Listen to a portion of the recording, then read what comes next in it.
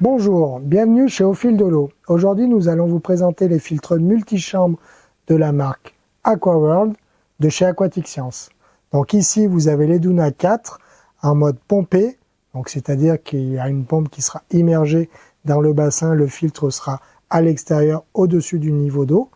Mais vous pouvez avoir aussi ce filtre-là en mode gravitaire, c'est-à-dire alimenté en entrée en diamètre 110 par une bande de fond par exemple.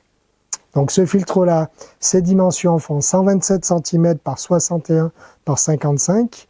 Il est doté donc d'une alimentation avec des raccords à étage du diamètre 20, 25, 32, 40. Alors nous, on va vous conseiller d'utiliser le diamètre 40 tout de suite. Vous coupez les autres, ça va vous permettre de vraiment optimiser le débit au maximum. Le tuyau raccord avec un collier et c'est parti. Donc la première chambre, c'est une chambre avec 10 brosses à l'intérieur, comme ceci. Ça, c'est une brosse, excusez-moi, c'est une cuve vraiment plus pour de la filtration mécanique.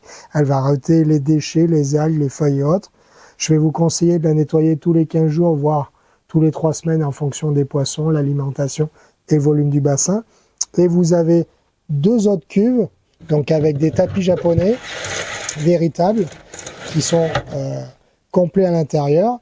Et vous avez une troisième cuve où là vous avez aussi du tapis japonais, mais vous avez aussi 3 petites mousses en complément, plus une grille qui va vous permettre en fait de maintenir les mousses et d'éviter qu'avec le niveau d'eau, les mousses se lèvent tout simplement. La sortie en diamètre 110, donc impératif à garder ce diamètre-là en sortie, ne diminuez pas.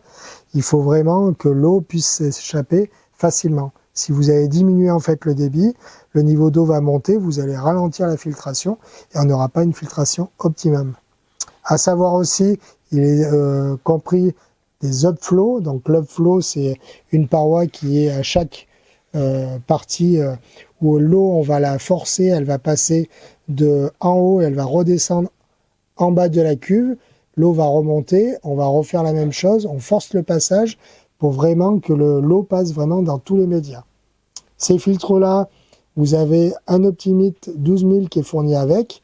Donc ça, c'est offert, c'est des bactéries de démarrage. Prendre un seau d'eau ou un arrosoir, vous mélangez la poudre à l'eau du bassin, vous versez ça directement dans les médias.